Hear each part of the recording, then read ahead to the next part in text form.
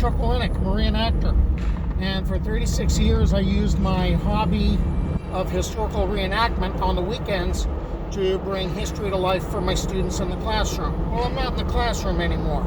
Instead, what I'm doing is I'm going up and down the state of California, and I'm following various stories that I didn't get to really follow while teaching my curriculum. So California missions and, California bandits and, events in usually 19th century California, and I'm looking at ghost towns. Well, my rule has normally been to stick with 19th century California.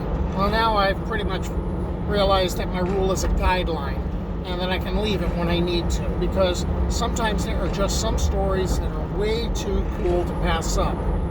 Like the story of Buffalo Tom Vernon. Now, he ends up making the news in 1929.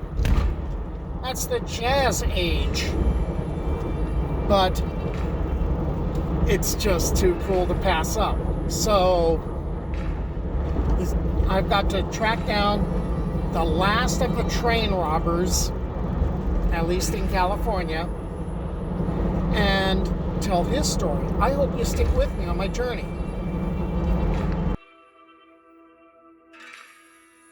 As Vernon told the story, his parents were Mr. and Mrs. James Averill, better known to history as Jim Averill and Ella Cattle Kate Watson. They were Wyoming pioneers who were summarily hanged for cattle theft from a cottonwood tree by regulators in 1889. There's a problem with the story. Jim and Kate, so far as the record shows, were never married and never had any children. Vernon tells the story that he was rescued and brought up by a Dakota Indian chief named Irontail. He eventually ended up riding in Buffalo Bill's Wild West show, where he picked up the name Buffalo Tom. He also appeared in the Circus of Pawnee Bill. Starting in 1905, Buffalo Tom graduated to criminal activity. He moved up from stealing a watch in St. Louis and $60 from a livery stable in Claremont, California, to crimes such as grand larceny and horse theft and cattle stealing. He spent time at San Quentin twice. He then ended up in Ohio State Penitentiary, and lastly at Folsom Prison, where he was sent for stealing cattle in 1923. Okay, there's just a little bit of irony here, just a little. Officials at Folsom State Prison ended up providing the training that would end up adding to Buffalo Tom's life of crime. They gave him some vocational training to work with the narrow gauge railway that was at the prison, and they hoped that this would turn into job opportunities when he got out, and that his career in crime would be over. Well, there were job opportunities, but they weren't the legal kind. Shortly after leaving Folsom, Buffalo Tom drifted into the Santa Clarita Valley and sought employment with the Southern Pacific Railroad. He later stated he'd been out of work, needed money, and was promised a job by the railroad company, but had been disappointed. Just 3 months out of Folsom, Vernon returned to his outlaw ways.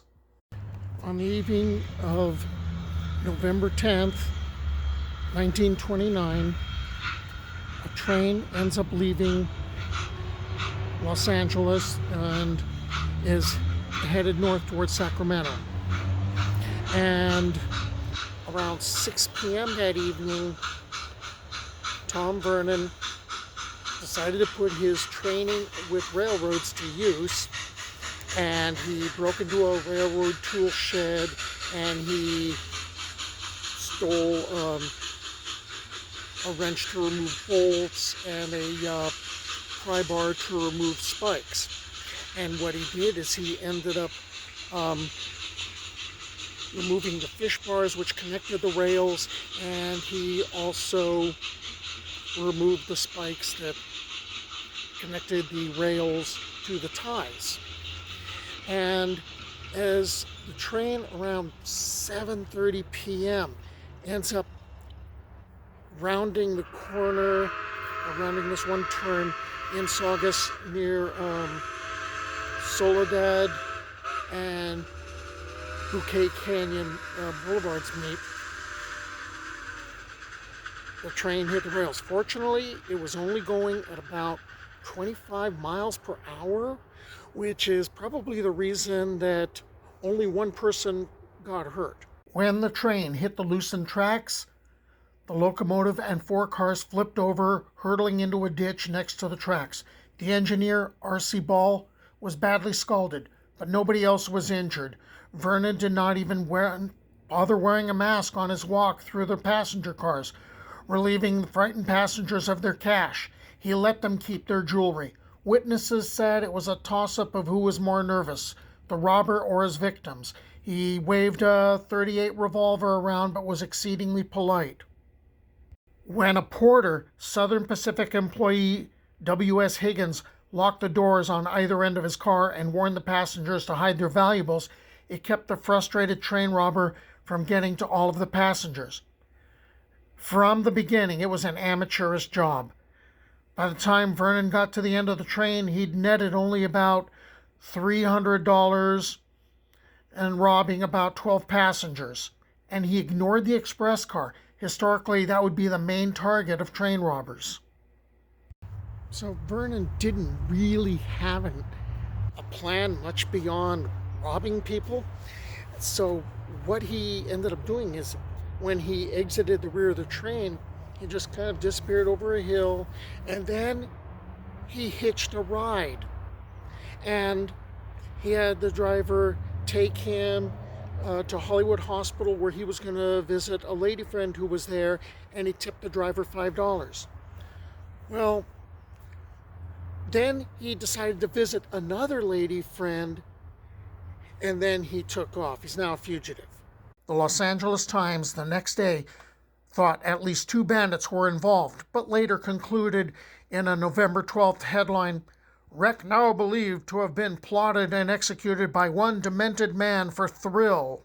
Okay, Buffalo Tom was not the brightest of criminals. And he ended up, for instance, he left a coat, which had his name in it. And witnesses said that the person robbing the train had a gray coat. Oh, and he didn't even bother with a mask. And that beside the coat, as if he needed more evidence, there was a business card from one of the people that he robbed, and there was a purse from one of the people he robbed. So then he ends up going to Wyoming. He could have lost himself easily in the wide open spaces. No, he goes to Cheyenne, and he's basically writing letters to people, actually to ladies. And it turns out that the law is using these letters to basically track where he is, to start hunting him down. This is pretty much like the criminal who is committing a crime and taking selfies and posting them on social media and then tagging his location. The day before Vernon left town, by strange coincidence, the Portland Limited was derailed and robbed near Cheyenne by a lone bandit who cleaned the passengers out for $239 and ignored the express car. What a coincidence. So Vernon then shows up in Denver, and he hangs around for a while, and then he decides he's going on to Pawnee, Oklahoma. But he very foolishly decides to leave his address in Pawnee with the chambermaid. And that's going to help investigators. This last letter led to his capture and arrest in Pawnee on December 1st. The authorities caught up to him, having trailed the not-so-desperate outlaw across 4 states. Both Wyoming and California wanted to bring Vernon to justice badly. So Los Angeles County District Attorney Burron Fitz raced to Oklahoma, preparing for a struggle with Wyoming officials.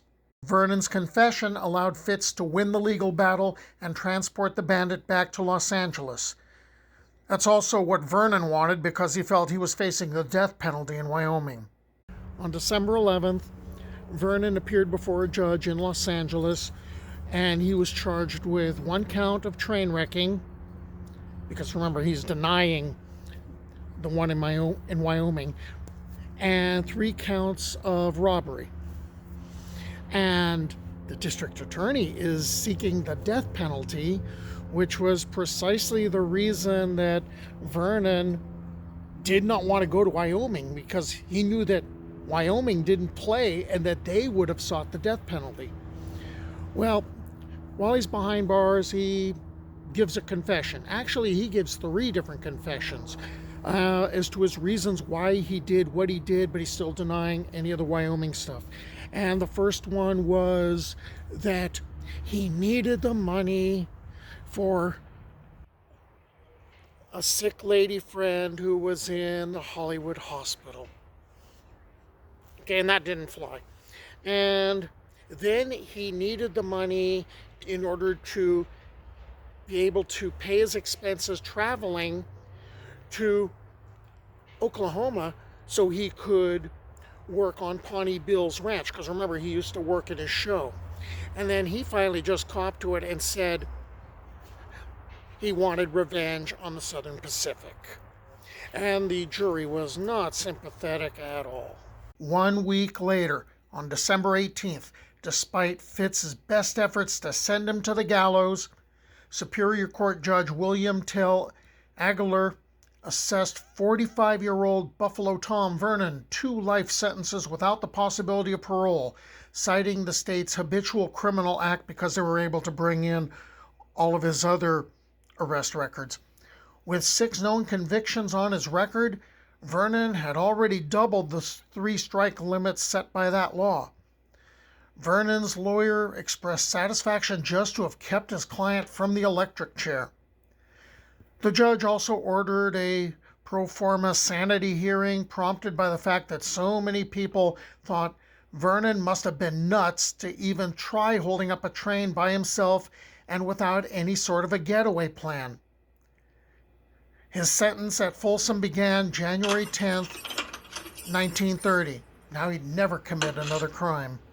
It turns out that Tom Vernon did not spend the rest of his life in prison, and his ending was as unlikely as the rest of his life. After repeated appeals for clemency, he won parole in November of 1952.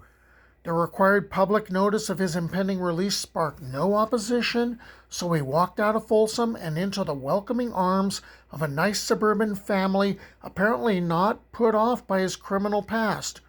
After years of drifting and hard times, he had finally found a safe, loving environment. 12 years later, his sentence was commuted by executive clemency. Buffalo Tom Vernon died in 1967 in the company of his adopted family. The case of Buffalo Tom Vernon is pretty much a symbol of the way the Old West died. It didn't go out with a big bang. It went out with a whimper. Tom was a product of a different time. He had been a rodeo rough rider. He had been a horse thief. He had been a forger. And this is the stuff of dime novels. Well, this isn't the era of dime novels. This is now the jazz age. There are passenger planes flying in the air. He had to compete with people like Al Capone and Moran. 9 months earlier, the St. Valentine's Day Massacre happened, with Capone's guys wiping out Moran's guys with machine guns. So he's outdated. And now we just pretty much say goodbye to the train robbers. and focus on the Jazz Age. Well, that's the end of Buffalo Tom Vernon's story. But I've got other bandidos that I can chase, and I'm going to go do that. I hope you stick with me on this journey, and I hope you subscribe to the channel, because that would be really cool.